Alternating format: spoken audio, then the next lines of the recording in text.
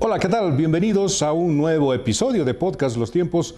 Nos da muchísimo placer tenerlos de nueva cuenta en este nuevo episodio. Estrenamos un nuevo episodio, como siempre, todos los miércoles con una temática distinta. Deseoso siempre de abarcar los distintos aspectos que no solamente están en la coyuntura, sino también temas de análisis desde el punto de vista cultural, social, de salud también lo hemos hecho en algún momento, y creo que este es el afán fundamental de poder llevarles una gran diversidad de temas para poder analizarlos, para poder debatirlos, no solamente desde este podcast, sino también en los núcleos familiares, con los hijos, con la familia, etcétera. Si le gusta este contenido, como siempre, dele like, comparta por favor, suscríbase, comente, pero también active la campanita para que le alerte de un episodio nuevo. Hoy tengo dos invitados muy especiales. Vamos a hablar, continuando con este ciclo de lo que va a significar el 2025. La patria cumple 200 años, el bicentenario de nuestra patria, y creo que desde esa medida es un poco una especie de derrotero, por llamarlo de alguna manera, el poder analizar, el poder ver una serie de aspectos importantes pero fundamentales para el cambio futuro, sin duda alguna. El 2025 va a marcar un antes y un después seguramente, porque se van a cumplir 200 años de la patria. Habremos avanzado en algunos temas, no solamente desde el punto de vista social, sino también cultural y político. Vamos a hablar y vamos a analizar con dos jóvenes este tema. Por un lado tengo a Indira Torres y Fernando Hopi. Ambos son estudiantes de la carrera de comunicación de la Universidad Católica Boliviana con sede en Cochabamba. En este sentido, me gustaría que a lo largo de estos 40 minutos también interaccionemos con temáticas importantes. Bienvenidos a Podcast Los Tiempos. Gracias por aceptar esta invitación, Indira y Fernando. Muchas gracias a ti, Rudy. Gracias, Rudy. Bueno, a ver, empecemos por algo elemental. Creo que es importante, se ha venido hablando ya de lo que va a significar el 2025. La patria cumple 200 años. ¿Qué es para ustedes? ¿Cómo creen que se encara o se tendría que encarar estos 200 años de la patria del 2025? Bueno, yo creo que, de hecho es muy importante. Yo creo que es una cifra increíble, que yo creo que es muy complicado de siquiera de asimilar, el pensar que ya 200 años que Bolivia se ha sido fundada, desde que se ha independizado. 200 años, es un montón de historia, y es un montón es tanta historia que yo creo que es muy importante realmente poder comprender nuestro papel en nuestro país, ya que nosotros como jóvenes estamos intentando hacer nuestro país mejor. Por eso estudiamos, por eso aprendemos, por eso tenemos que trabajar para que Bolivia realmente pueda ser mejor y que estos 200 años realmente sirvan para algo. Realmente que nosotros podamos representar lo que tantas personas han luchado para que nosotros podamos estar en esta situación tan privilegiada, porque nosotros no tenemos que luchar por nada. Lamentablemente Bolivia, el país está pasando momentos muy complicados, y realmente siento que no se están celebrando bien los 200 años de libertad, ya que en estos momentos no me siento libre. No puedo ir a comprar gasolina. En mi auto tengo que estar 3 horas de fila. Yo no siento que eso sea libertad, ya que yo no puedo comprar carne al precio normal, ya que está mega recontra caro. El pollo igual estaba carísimo. Entonces yo siento que realmente no se está dando la importancia que se tiene que dar en el ámbito político, por ejemplo, de que yo siento que no somos libres al 100%. Entonces, pero nosotros realmente tenemos que cambiar eso como jóvenes. ¿Qué piensas tú, Indira? Sí, acotando a eso, yo creo que el bicentenario representa mucha expectativa para nosotros. Yo llevo escuchando sobre los 200 años de Bolivia desde que estoy en colegio. Entonces creo que todos esperamos ver qué tanto hemos avanzado, tal vez a nivel social, político, cultural. Entonces, no sé, solo espero no defraudarnos en un futuro, ya que estamos con una crisis económica y política que definitivamente va a afectar a los sectores sociales. Entonces creo que el bicentenario es eso, mucha expectativa. A ver, hay algo que siempre me llama mucho la atención de estas nuevas generaciones. Ustedes son centennial prácticamente, y creo que a lo largo de estos 200 años, Bolivia ha experimentado una serie de temas, como ustedes han dicho, históricos indudablemente. La guerra del Chaco, una serie de actitudes y de hitos históricos que prácticamente han cambiado la estructura social, política, económica y cultural de nuestro país. Desde esa perspectiva, ¿cómo se han asimilado desde, digamos, las posiciones de ustedes como estudiantes, como jóvenes, el poder formar parte, inclusive ya de un nuevo milenio, ¿no? Este engranaje ha sido paulatino, les ha costado. No nos olvidemos que en las últimas décadas pues, el mundo se ha, digamos, un poco tecnologizado, si se quiere, unas nuevas tecnologías, nuestro país, etcétera. ¿Qué importancia le dan, digamos, a cada aspecto desde el punto de vista cultural, social y político de esta nueva era? Bueno, yo creo que socialmente, por ejemplo, un punto de inflexión muy importante fue el COVID, porque antes del COVID era muy raro que existan clases virtuales, por ejemplo. O sea, en el colegio nunca en mi vida había siquiera tocado el tema de tener una clase virtual. Entonces eso socialmente, digamos, afectó bastante, yo creo que a todo el mundo. Pero yo creo que todo eso siempre va como que evolucionando. Entonces yo creo que en algún punto tenía que digitalizarse mucho más el tema social, porque no siempre ahora... nosotros, por ejemplo, nos comunicamos por WhatsApp más que, digamos, para ir a vernos. Más nos comunicamos por mensajes o incluso por llamadas. Yo creo que todo se está digitalizando y está avanzando mucho más rápido. Yo creo que desde el COVID ha sido un punto de inflexión donde todo no va a parar de avanzar. Del ámbito político, yo creo que, o sea, como usted dice, ¿no? O sea, hubo muchas cosas tan históricas en el país, tantos gritos libertarios. La revolución del 52 con Víctor Paz Estenssoro nos ha regalado tanta libertad. Pero siento que ahora estamos en el ámbito político como tal, estamos retrocediendo, yo creo, porque no... Ahorita este gobierno yo creo que nos está arruinando muchísimo. O sea, nosotros hemos nacido en socialismo prácticamente, nosotros desde que somos pequeños no hemos visto un gobierno diferente al MAS. Entonces yo creo que estaría bien, digamos, que nosotros como jóvenes realmente podamos cambiar eso y mejorar Bolivia. Y el tema cultural, yo creo que el tema cultural es un poco complicado. Yo creo que Bolivia realmente tiene un capital cultural muy, muy amplio. O sea, yo creo que muchas personas realmente se consideran y abiertamente dicen somos bolivianos. Cuando algún extranjero, por ejemplo, dice algo de Bolivia, todos los bolivianos salen a atacarnos. Y yo creo que eso es algo que es muy bonito, que realmente las raíces bolivianas a todos nos enorgullece. Tal vez volviendo un poco al principio, me parece que para mi generación fue un cambio muy abrupto, porque, bueno, con todo lo sucedido en el 2019, parece como que la pandemia llegó de golpe. Y, bueno, hablando con amigas y lo que yo creo es que parece que esos 2 años que estuvimos encerrados, como que fue muy de golpe el crecimiento, porque pasamos del colegio a la universidad. Entonces, tal vez a muchos nos costó acostumbrarnos a esta vida como un poco de más madurez para asumir más responsabilidades y más conciencia en lo político, porque como que al mismo tiempo fueron ocurriendo muchas cosas y eso nos obligó a tomar partido para informarnos y para tomar decisiones, ¿no?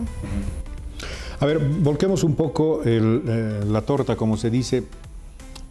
Desde el punto de vista de la coparticipación, ustedes que la juventud, ustedes como jóvenes, ¿creen que a lo largo digamos, de estas 2 últimas o 3 últimas décadas ha habido una participación real de la juventud? ¿Ustedes creen que la juventud está participando activamente en transformar ciertos temas importantes en el país? Por ejemplo, la inclusión, el tema social, el tema cultural, el tema de reivindicar siempre los derechos humanos, la violencia, por ejemplo, contra la mujer, contra los niños o adultos mayores. ¿Ustedes creen que la juventud se ha permitido interaccionar o está teniendo espacios de participación? Yo creo que actualmente hay muchísimo más participación juvenil que antes. Yo creo que antes había más como un tabú de las personas mayores al pensar de que los jóvenes, como son jóvenes, no tienen la experiencia que nosotros tenemos, digamos. Entonces no les dejaban participar mucho, pero por ejemplo, volviendo al tema del COVID, muchas personas mayores que daban clases se han retirado de dar clases porque no le entendían ese tipo de tecnología, mientras, digamos, las personas jóvenes sí le llegaron a entender. Profesores jóvenes que yo he tenido, digamos, en el colegio empezaron a entrar al colegio porque las personas mayores no podían realmente entenderle ese tipo de tecnologías. Yo creo que hay muchísima más participación juvenil que en los anteriores años. Por ejemplo, yo ahora, digamos, como usted, digamos, o sea, usted invita a jóvenes a este podcast porque quiere, digamos, entender nuestro punto de vista, porque sabe que es relevante. Que, por ejemplo, si tuviera una visión de, yo creo que hace unos 20, 30 años, yo creo que no invitaría a alguien joven, porque yo creo que pensaría tal vez una persona contemporánea de ese tiempo, que los jóvenes no tienen la experiencia suficiente como para decir su punto de vista. Entonces, justamente con eso yo creo que se refuerza bastante el tema de la sociedad, como el tema del feminismo, del animalismo, todo eso. Son personas, la mayoría jóvenes, las personas que están liderando esto. Yo creo que es porque las personas jóvenes realmente se están dando cuenta que sí pueden hacer un cambio y sí son relevantes en la sociedad. No tienen que esperar a crecer para realmente poder hacer algo por el país. Y al mismo tiempo también reivindican sus derechos, ¿no? Exacto. Sí, yo creo que, como dice Fernando, hay como cierta evolución en ese aspecto. Vemos más jóvenes liderando grupos activistas y enfocándose más en resolver los problemas de la sociedad. Pero yo creo que se necesita trabajar en profundizar en por qué defendemos ciertos derechos humanos, tal vez para interiorizarlo y hacer una lucha más, como que profundizar y tener más conciencia intelectual de por qué estamos luchando por lo que luchamos, ¿verdad?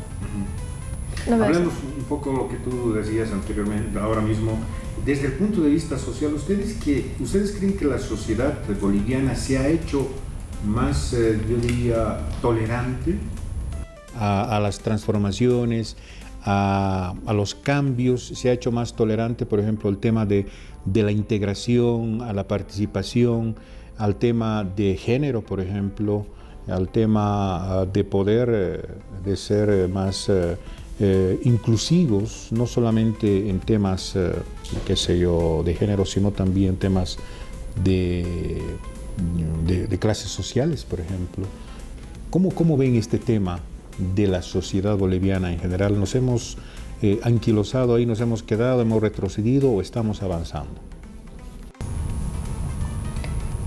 Bueno, yo creo que sí ha habido cierto avance hasta cierto punto, pero en lo personal aún considero que somos una sociedad muy conservadora. Nuestro departamento lidera los feminicidios y no es una sorpresa. Yo creo que aún está muy metido en la sociedad muchos valores tradicionales que creo que deberíamos repensar para cambiarlos. Sí, es verdad. Yo creo que igual nuestra sociedad aún, yo creo que en general casi, es bastante conservadora. Que siento que algunas personas, digamos, tienen miedo a ese cambio, pero yo creo que inevitablemente Bolivia se está empezando a volver más inclusiva. Yo creo que es bastante inevitable que pase, aunque, digamos, algunas personas, por ejemplo, una inclusión que para mí, digamos, es muy tardía, es la inclusión, por ejemplo, a diferentes orientaciones sexuales, que es una realidad que muchas personas tienen una orientación sexual diferente a la nuestra, pero muchas personas realmente siguen teniendo ciertos tapujos como para realmente aceptar a esas personas. Igual, pero yo creo que la inclusión es inevitable. O sea, por ejemplo, la inclusión empieza, por ejemplo, con las personas con discapacidad. Ahora, por ejemplo, en la universidad hemos hecho incluso grupos focales para empezar un programa, digamos, para aprender lenguaje de señas para las personas con discapacidad auditiva. O, por ejemplo, han empezado a hacer muchas más rampas en todos los lugares. Es muy raro, digamos, que veas una grada sin una rampa al lado. Entonces yo creo que desde ahí empieza la inclusión, y la inclusión tiene muchas caras. Yo creo que Bolivia necesita trabajar muchísimo en eso. Hablemos un poco de la evolución. Tú, Fernando, hace un momento hablabas de la revolución del 52, sin duda alguna ya lo habíamos tocado en algún momento, pero me gustaría que desde su perspectiva también digan lo que piensan. El 52 sin duda alguna ha sido un parteaguas, ¿no? Un antes y un después, no solamente para la estructura social y política, sobre todo cultural de nuestro país. Se dice mucho que fue un poco las puertas de la modernidad, es decir, la revolución del 52 nos abre a la modernidad. en nuestro país en varios temas, pero a partir de eso, ¿ustedes creen que todavía tenemos temas irresueltos, que no se han solucionado, que no se han debatido y que todavía estamos en ese afán de poder solucionar el tema social, por ejemplo, el tema de las diferencias sociales, de los desequilibrios sociales, económicos, la poca o mucha riqueza que existe, la distribución desigual, y obviamente en la participación también política de las mujeres profesionales? ¿Cómo ven este tema? Obviamente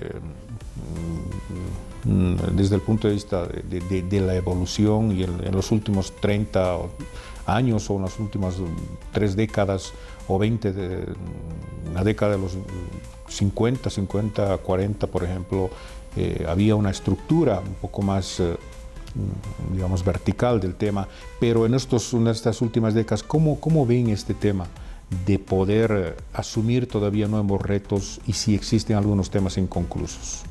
A mí me encanta ese tema, me encanta el tema de la Revolución del 52 porque siento que es algo de lo que me enorgullezco mucho.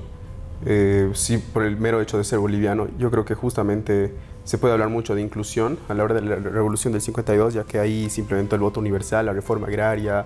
Yo creo que eso es, o sea, por ejemplo, esa inclusión a las personas que trabajan en el campo, o sea, el hecho de la tierra es de quien la trabaja y todo eso, yo creo que es muy importante, ya que esas personas, al casi no tener derechos, justamente por la clase social a la que pertenecían, que ahora, digamos, puedan tener sus propias tierras y puedan ser propietarios y no solamente trabajadores, yo creo que es un paso muy, muy grande para Bolivia, ya que las personas valemos lo mismo, no importan las clases sociales ni el dinero que tengamos. El voto universal igual, digamos, que todas las personas podamos votar a partir de cierta edad, obviamente, pero que todos podamos votar y nuestro voto valga lo mismo, yo creo que igual me parece un paso muy grande hacia la democracia. Yo siento igual a veces que la democracia está un poco mal implementada en nuestra época actual, pero yo creo que igual, o sea, es un modelo que me encantaría vivirlo. El tema de que la democracia sea plena y absoluta, sería increíble vivir en un país así. Luego yo creo que realmente fue un punto de inflexión en Bolivia, ya que se vivía con un sistema bastante, no sé, bastante como que de las personas que más derechos tenían eran las personas que más dinero tenían, las personas que sabían leer y escribir, y las otras personas servían para trabajar y ya. Entonces yo creo que desde ahí, yo creo que Bolivia ha ido para arriba. Yo creo que ahí ha sido el momento en el que Bolivia realmente se dio cuenta de que tienen un potencial para ser un gran país. Bueno, yo creo que definitivamente ese hecho histórico fue un gran cambio para nuestro país. Sin embargo, del cambio desde esa fecha hasta ahora me parece que ha sido bastante superficial, por así decirlo. Ya se puede hablar un poco más de inclusión, pero no creo que haya desaparecido la discriminación definitivamente, y creo que aún nos falta trabajar en algunos temas a nivel institucional y también a un nivel más como de la sociedad. Ahora, un poco hablando desde el punto de vista de eso, de un poco de la inclusión más social, bueno, el censo de este año ha reflejado, digamos, datos bastante interesantes y curiosos. Uno de los temas es justamente que pues, nuestro país es un país más urbano, más metropolizado, si se quiere. ¿Esto cómo lo ven ustedes? ¿Ustedes creen que es más positivo, negativo? ¿Debemos alegrarnos? ¿Debemos preocuparnos? ¿Cómo ven este tema? Bueno, yo creo que es digno de análisis, ¿no? Según yo, ya muchas personas ya teníamos conciencia de que había ese problema de migración a las áreas rurales, más bien, pero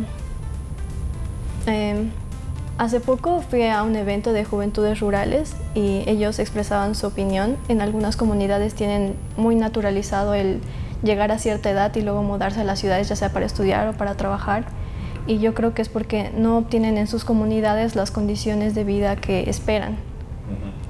Si hay escuelas o son muy precarias y no hay posibilidad de estudios superiores, por eso tienen que emigrar. Entonces, no creo que el problema sea que los jóvenes estén migrando a las ciudades, sino es que por qué no se les dan las condiciones que necesitan para el estilo de vida que quieren en sus propias comunidades. Es verdad, yo creo que igual eso es un tema que se tiene que tratar, porque tú vas a un pueblo y te encuentras 2, 3 escuelitas en pésimas condiciones, las puertas abiertas, o sea, realmente hay muy poca atención al tema, por ejemplo, en el campo, la mayoría de las personas ven estudiar como incluso a lo secundario. Yo conozco un montón, por ejemplo, mi abuelita es madrina de un montón de personas del campo y la mayoría simplemente pasa primaria, secundaria y es a trabajar. No, ninguno piensa, digamos, estudiar derecho, estudiar comunicación, psicología, ingenierías. No tienen ese pensamiento porque no se les da las oportunidades. O sea, no hay ninguna... O sea, si alguien viene, digamos, del campo a estudiar, digamos, se les da las oportunidades acá, pero el gobierno no les da las oportunidades allá.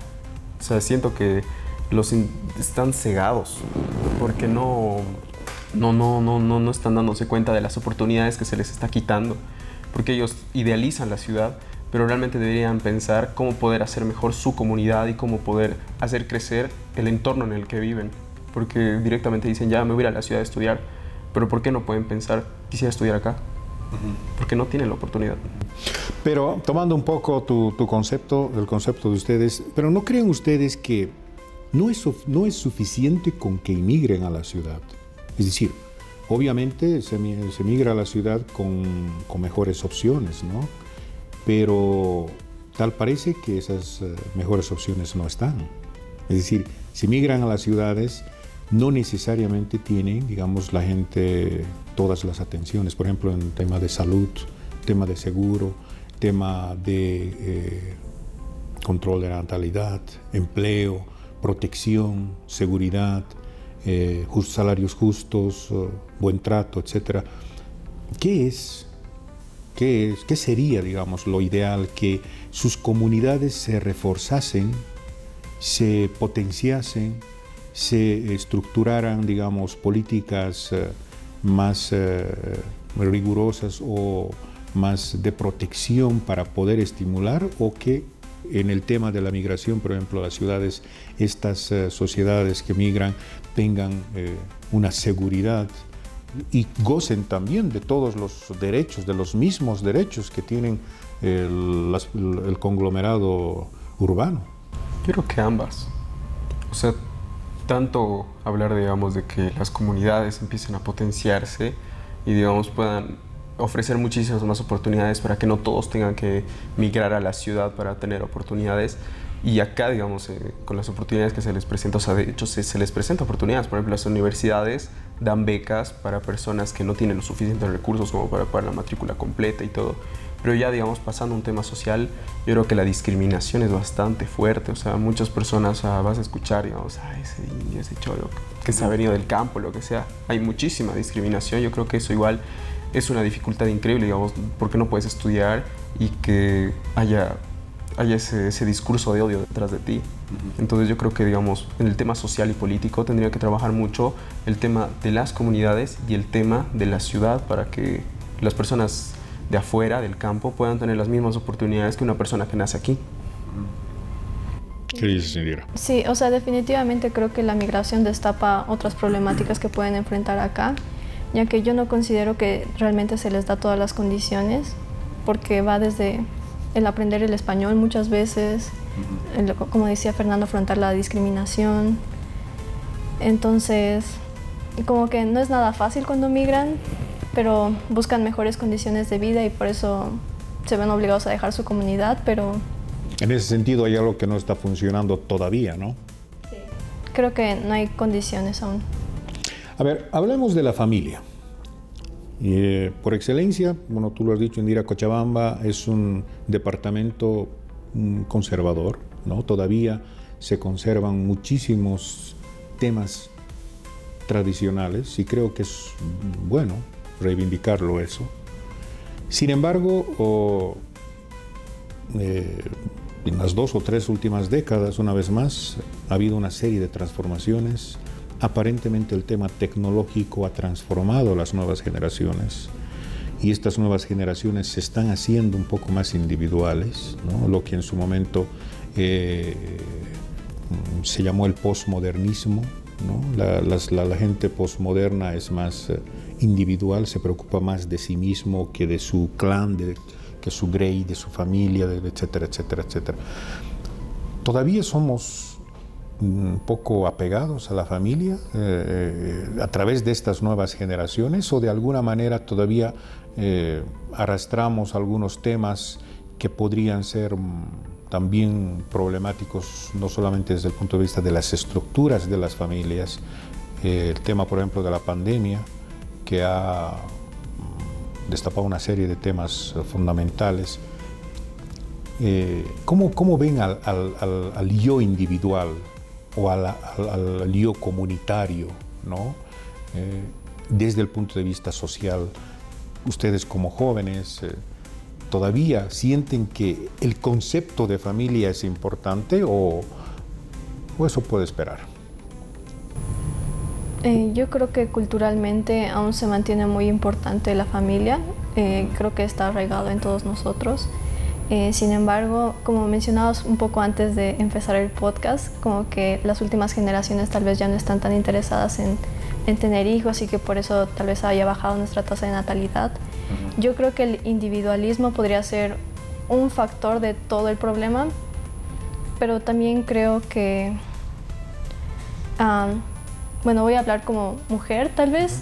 Hay muchos motivos por los que tal vez no se sentiría lista para tener hijos, porque no hay las condiciones económicas para mantener un hijo, me parece. Creo que la mayor parte de la población está teniendo problemas con eso. Entonces siento que los jóvenes están siendo más responsables del momento en que deciden tener hijos, precisamente porque el país está afrontando muchos problemas debido a eso. Entonces yo creo que son más esos factores externos los que influyen en la decisión de no tener más familia. Creo que, para mí, yo creo que todas las personas que conozco siguen pensando que la familia es muy importante. Pero yo creo que ya en estas nuevas generaciones ese estigma, por ejemplo, yo creo que, o sea, yo como veo, yo lo siento que antes era prácticamente una obligación el crecer, casarse y tener hijos. O sea, porque todas las personas mayores que conozco han tenido hijos después de casarse, antes de casarse, pero era prácticamente todos. Ahora yo creo que las personas de estas nuevas generaciones ya están empezando a decidir si quieren o no. O sea, pero yo creo que en este último tiempo, desde el COVID, ha habido un problema que yo creo que es también una problemática, que son los embarazos tempranos, adolescentes. Hay un montón de embarazos adolescentes en este último tiempo. ¿Es que contradice un poco con lo que de alguna manera los jóvenes puedan pensar adelante con respecto a la seguridad económica, por ejemplo, lo que decía Indira hace un momento? Claro, o sea, por ejemplo, si tú le preguntas a alguien que ha tenido un hijo a una muy temprana edad de estas últimas generaciones, yo creo que lo que te va a decir es de que no me cuidé y la verdad yo quería tener mis hijos a mis 30. Por ejemplo, yo, así sinceramente, yo me encantaría casarme, me encantaría tener hijos, pero es por una decisión mía, no es por algo que me esté imponiendo la sociedad conservadora o mi familia o mis abuelos o mis papás, es por una decisión mía. Yo creo que todas las personas que yo conozco realmente tienen esa decisión, no dicen voy a tener hijos porque mis papás quieren que tenga. Porque yo creo que antes era un poco así, como que era un estigma que tenías que tener hijos, tenías que casarte, tenías que crecer y mantener a tus hijos y que ellos tengan hijos. Pero ahora yo creo que cada persona en este pensamiento individualista ya está realmente decidiendo si quieren o no formar una familia, o con quién quieren formarla, si quieren formarla con una persona de su mismo sexo, o quieren adoptar hijos. Yo creo que esas decisiones están siendo muchísimo más aceptadas en la sociedad. Hablemos de este tema de género, y vuelvo a recaer en el tema porque ya lo hemos... Pero creo que es importante, ¿no?, subrayarlo por varias razones, porque pese a las circunstancias, pese a que, las mujeres han logrado una gran cantidad de cosas, no solamente desde el punto de vista de su profesionalización, las mujeres profesionales han logrado una serie de temas por sí mismas que creo que son fundamentales y hay que reivindicarlos. Pero ¿no creen ustedes que hay una sensación de poco? O sea, todo lo que hemos hecho parece que fuera poco. Y la situación nos hace ver que frente a esos avances todavía nos resta un camino, pero brutal, por recorrer y por reivindicar diariamente. El tema de género, por ejemplo, el tema de poder decidir por sí misma qué hace con su vida, el tema de la inclusión, etcétera. todavía sigue siendo un tabú en nuestro medio el tema de la reivindicación de las mujeres. Estoy hablando en términos, digamos, normales, no me estoy refiriendo tanto a esos grupos woke o el tema del feminismo, que creo que es otra batalla que lo podemos hablar y debatir en otras circunstancias que no tiene nada que ver. Me refiero más exclusivamente al día a día, ¿no? A ese tema fundamental. Y recaemos una vez más en la pandemia. Creo que la pandemia ha servido también para focalizar la problemática de género, porque hasta antes de la pandemia muchos hombres, o la gran mayoría de los hombres, ignoraba que el estar en casa también significa un trabajo, pero brutal, ¿no? Y hay que reivindicar eso. Pero mi pregunta es, ¿cómo ven ustedes este tema en las universidades, en la gente, en sus grupos sociales, etcétera? Hay todavía cierta reticencia a hablar del tema de género. Bueno, yo creo que socialmente, justo como dices, o sea, muchas personas pueden pensar, ya, las mujeres tienen derechos, no sé qué, pero Rudy, no sabes cuántas veces, por ejemplo, mis amigos incluso, casi, digamos, chocan y dicen, seguro es mujer. Uh-huh. Siempre hay mucha discriminación hacia la mujer. O sea, y lo digo desde mi punto de vista como hombre, veo que hay muchísimo. O sea, incluso está normalizado. O sea, digamos, esos estigmas de decir, mujer maneja mal, en la casa, cocina. O sea, no sé cuántas veces igual he escuchado, digamos, personas que me dicen, búscate una mujer que cocine. O sea, que realmente yo creo que eso es un pensamiento muy, muy antiguo, porque ya las mujeres pueden hacer muchísimas cosas. En la universidad, por ejemplo, yo, al menos en las materias que yo curso, por ejemplo, yo veo que todos los docentes tratan a hombres y mujeres por igual.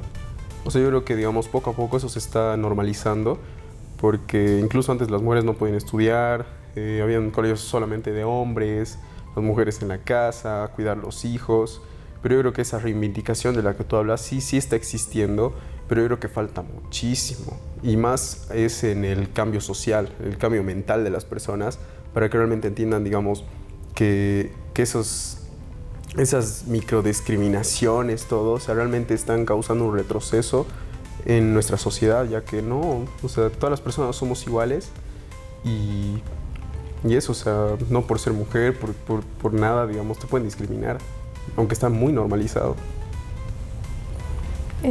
Bueno, yo definitivamente creo que sí ha habido cambios, pero no sé si es beneficiario para el avance, que sigamos comparando nuestra sociedad como 50 años atrás. Yo creo que el hecho de que ahora se pueda hablar más sobre el tema y haya más información al respecto es lo que nos hace ver que la discriminación está en todas partes, ¿no? Ahora ya podemos racionalizar un poco más ciertas conductas, ciertos comportamientos, y es por eso que vemos que nos falta un camino más largo, ¿no? Pero creo que está bien reconocer eso, ¿no?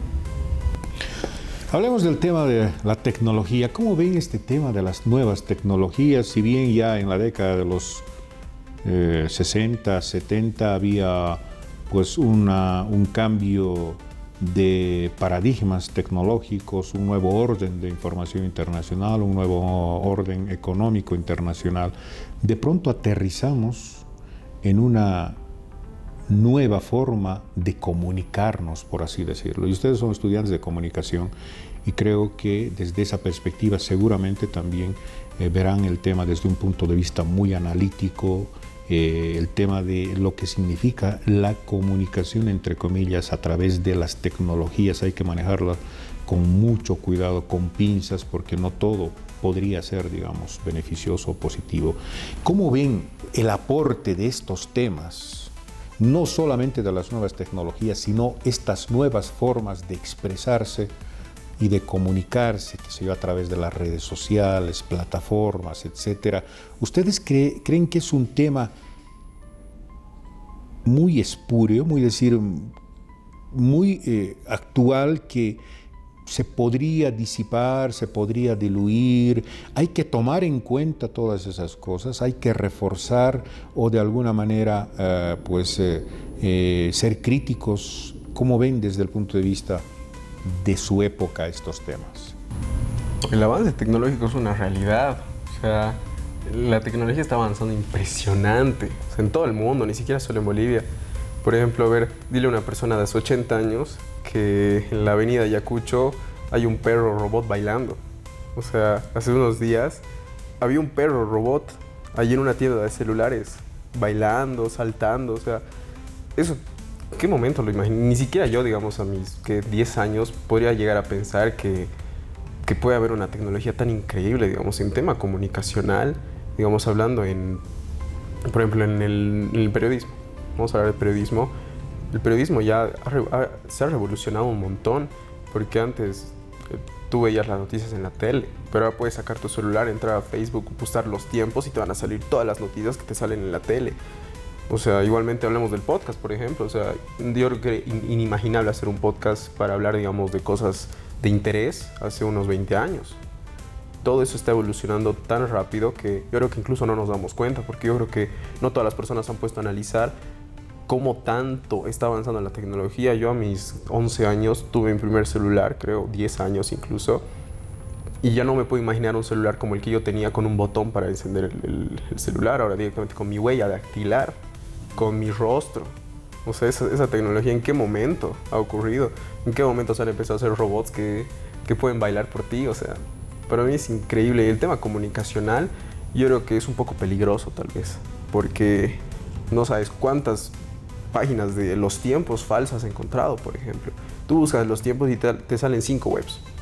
En Google buscas los tiempos y te sale patrocinado y un lostiempos.es en vez de .com, por ejemplo. Entonces es un poco peligroso, ya que, por ejemplo, las noticias falsas en todo lado puedes ver. En todo lado ves fake news, en todo lado ves que está desmentida. Por ejemplo, incluso han salido personas, o sea, han salido organizaciones que literalmente se dedican a ver cuáles son noticias falsas. O sea, tanto está avanzando la tecnología que realmente las noticias falsas se están volviendo un fenómeno. Entonces yo creo que la tecnología va a seguir avanzando.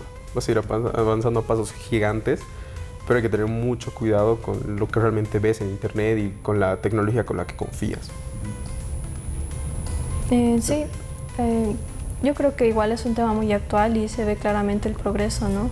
Y más bien yo creo que sí se está hablando bastante sobre el tema, sobre todo con la incursión de la inteligencia artificial. Yo creo que, no sé, todo el mundo, todas las carreras se están concentrando en cómo pueden aplicar eso en el área laboral, y me parece muy bien, pero como todos los avances tecnológicos también trae sus riesgos, ¿no? Entonces solo creo que hay que esperar a ver cómo se dan las cosas.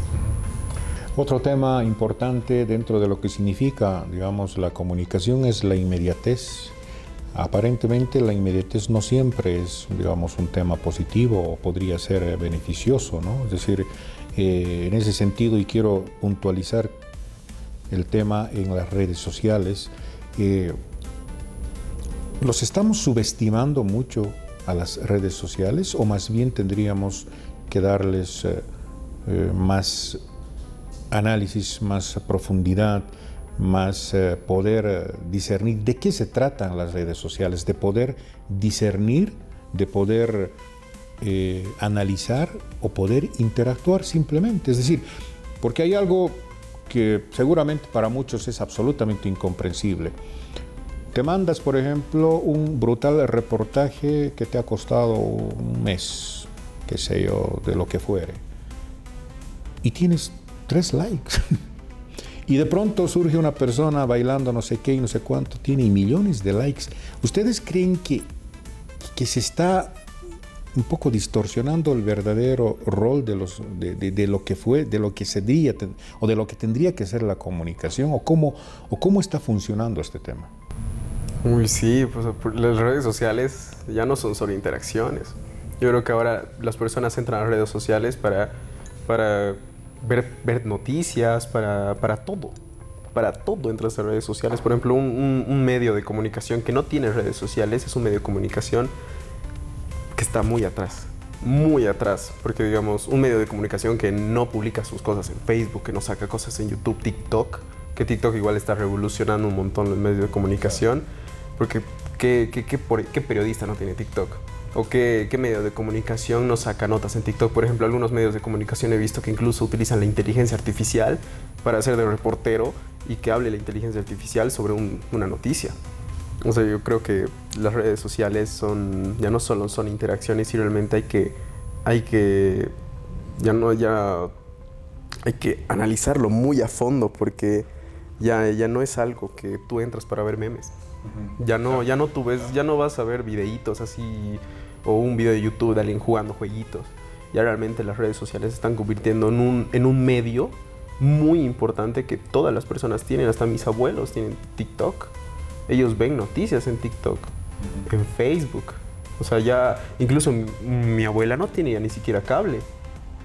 Vete todo en su celular. Ve todo en su celular. Dentro de poco se vaticina que el cable va a desaparecer. Peor la radio. Ya tienen de adorno su radio. Entran a su Chromecast en su televisión y se ponen a ver una película pirata en su televisión en 5 segundos. O sea, la tecnología está avanzando impresionante.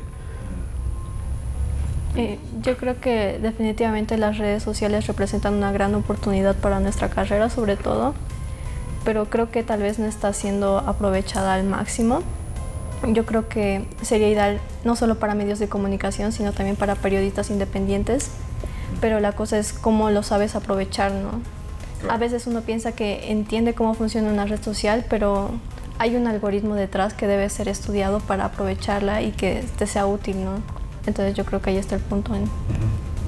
Bien, 2 preguntitas más. Una tiene que ver con, obviamente, el análisis de ustedes, la visión un poco de lo que podría significar este país, la patria, después de cumplir 200 años. ¿Qué expectativas tienen ustedes? ¿Cuáles son las ambiciones?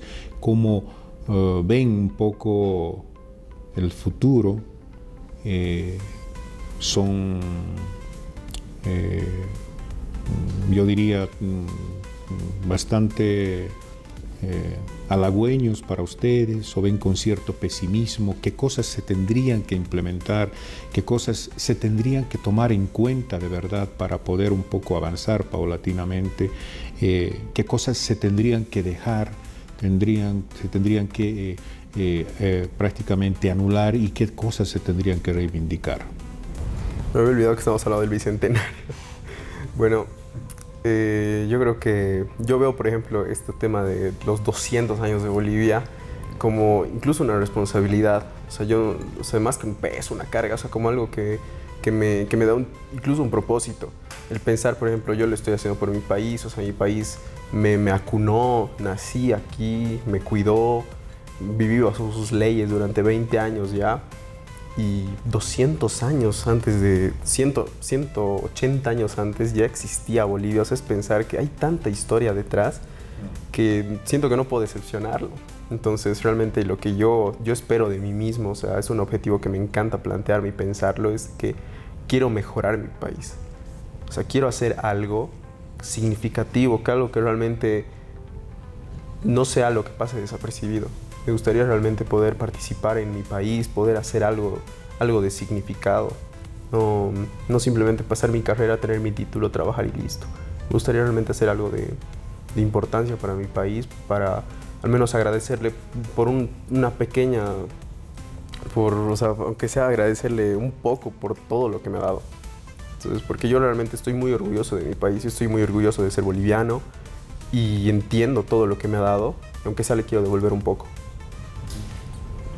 Yo creo que sí representa mucha responsabilidad para todos los bolivianos, pero yo espero ver más juventud en la política, espero que tengamos más avances en cuestión de derechos humanos, y yo diría que tengo una visión más optimista aún, entonces esperamos que todo vaya mejor.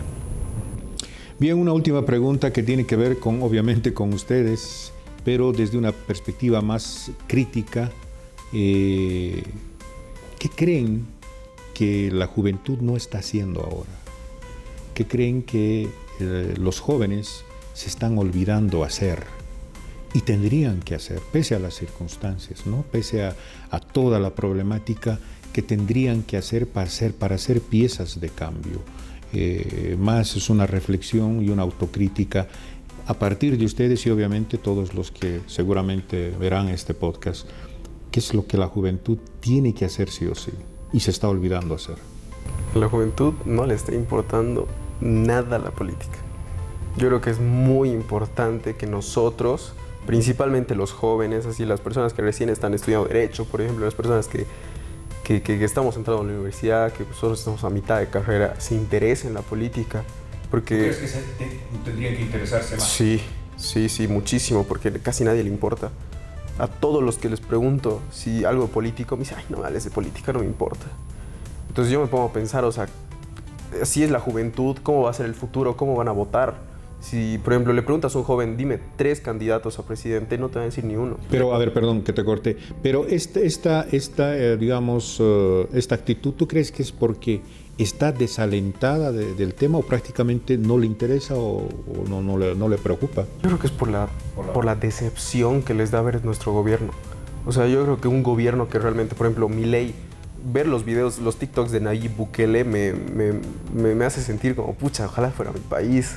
O sea, ver a Milei ahí destruyendo la inflación, así, haciéndolo increíble, me hace sentir como, pucha, ojalá mi país fuera así. O sea, y las personas que realmente ven eso, jóvenes, como yo, por ejemplo, me doy cuenta que un buen presidente, un buen gobierno te hace querer la política. ¿Pero tú crees que se tendrían que involucrar los jóvenes más? Claro. Porque los jóvenes son el futuro inevitablemente. O sea, ni siquiera hablando de temas así románticos, así de que no, la juventud, no sé qué, no. Literalmente somos el futuro, porque las personas jóvenes van a ser los que van a ocupar los cargos que las personas mayores ahora tienen. Entonces estas personas jóvenes tienen que realmente ocuparse bien de las cosas para no repetir lo que nosotros estamos haciendo. O sea, nuestros errores, o sea, los errores actuales o del pasado, no los podemos volver a repetir. Porque, por ejemplo, quien no conoce su historia está condenado a repetirla. Entonces, las personas que realmente no les interesa la política es porque el gobierno lo está haciendo tan mal y nos está haciendo tanto destrozo al país que no les importa a los jóvenes. Porque dicen, si va a ser así la política, ¿para qué me voy a meter? Entonces, yo creo que es muy necesario un cambio político, que las personas jóvenes, con esta mentalidad de decir, yo quiero un gobierno que no sea como el que estamos viviendo ahora, con esa mentalidad tienen que entrar a la política, aunque sea interesarse en informarse quiénes están postulando. Porque como te estaba diciendo, tú le preguntas a alguien, ¿qué son las elecciones judiciales? Dime 2, 3 partidos políticos actuales de Bolivia. No te van a saber decir nada. Muchas personas votan por el más guapo. Por el más guapo, por el que vieron en TikTok y dijeron, ya, este se ve bien. O este se ve bien, o este me va a regalar plata, o sea, no sé. Hay personas que no tienen ese criterio de realmente hacer valer su democracia. Entonces es muy necesario que los jóvenes se metan en la política. ¿Qué dices tú, Indira? Sí, estoy de acuerdo. Creo que falta involucrarnos a profundidad, pero yo creo que tal vez la falta de interés, por así decirlo, podría deberse a que no estamos como que racionalizando que en realidad todo es política. A veces uno piensa que si no te afecta directamente, entonces ¿para qué meterte, no? Pero en realidad todas las decisiones que hasta ahorita se han tomado en el país nos ha afectado tarde o temprano, ¿no? Desde problemas medioambientales, problemas sociales, incluso a los hombres problemáticas de la mujer también les afectan de alguna forma. Entonces creo que nos falta un poco más de empatía para sensibilizarnos. Bueno, pues en todo caso, 40 minutos han ido así volando. Les agradezco muchísimo por estar en este podcast. Creo que desde su visión y obviamente de la visión de lo que significa la juventud. Bolivia es un país relativamente joven, es decir, estas últimas décadas han servido un poco para, yo diría, reposicionar, ¿no?, las nuevas generaciones de jóvenes, no solamente profesionales, sino también pues deseosos de poder profesionalizarse y ser piezas de cambio, articuladores entre el pasado, el presente y el futuro, y con esa visión pues siempre estar reivindicando. La patria cumple 200 años, lo hemos dicho, y creo que desde esa visión es importante saber qué piensan estas nuevas generaciones, porque sin duda alguna los próximos 30, 40 o 50 años va a ser de ellos, va a depender de ellos también, indudablemente, y va a depender de los derroteros que tengan a futuro, no solamente desde el punto de vista social, político, económico, cultural. Y en ese conglomerado creo que lo más importante es tener clara la idea de lo que realmente queremos y también queremos alcanzar. Muchísimas gracias, Fernando Hoppe, muchísimas gracias, Indira, por estar en este podcast. Seguramente estaremos también hablando de otros temas en otra oportunidad. Muchas gracias, Rudy. Bueno, en todo caso, también a ustedes, muchísimas gracias por acompañarnos con este tema. Hemos querido hablar desde esta perspectiva de lo que piensan los jóvenes con respecto a esos 200 años tan fundamentales, tan importantes, pero también tan trascendentales, porque no solamente van a marcar un antes y un después, seguramente el después va a ser también mucho más fundamental, porque a partir de estos 200 años se tiene que pensar en una serie de paradigmas que reivindiquen todos estos temas que hemos estado hablando, el tema social, el tema político, el tema económico, el tema cultural de la participación, la inclusión, el poder tolerarnos nosotros entre semejantes, entre personas, el poder asumir los derechos humanos, no solamente desde el punto de vista de las libertades, la democracia, sino también fundamentalmente desde las posiciones ideológicas. Creo que eso es fundamental. Alguien por ahí decía, no me importa lo que pienses, no me importa lo que digas, pero lo más importante es que todo lo que tú digas, pues coadyuvaré y te ayudaré para seguir adelante. Creo que eso es importante reivindicar, ante todo la libertad y la democracia, cualquiera fuere la tendencia política o el color político. Creo que lo más importante es poder transformarnos en nuestras diversidades. Nuestras diferencias justamente podrían ser un gran aporte importante para poder llegar a conclusiones paradójicamente, y desde esa perspectiva también asumir las responsabilidades 2025, que sin duda alguna desde ya pues se han venido y se vienen organizando una serie de actividades importantísimas, foros, debates, congresos, conversatorios con respecto a lo que hemos avanzado, qué cosas nos falta por avanzar, por debatir, y obviamente el poder ser más copartícipes de todo este tema. Muchísimas gracias por estar en este podcast Los Tiempos. Si le ha gustado este contenido, déle like, comparta por favor, active la campanita también para que le anuncie de un nuevo capítulo, y obviamente pues estamos en todas las plataformas, estamos en Spotify, en YouTube, pero también estamos en la página web del periódico Los Tiempos, www.lostiempos.com. Estrenamos un nuevo episodio todos los miércoles. Estamos en un episodio 91 ya. Esperemos, Dios mediante, llegar a los 100 episodios, y será sin duda alguna un pequeño paso importante en esto que significa poder comunicarnos. Muchísimas gracias. Estaremos de nueva cuenta el próximo miércoles. Hasta entonces.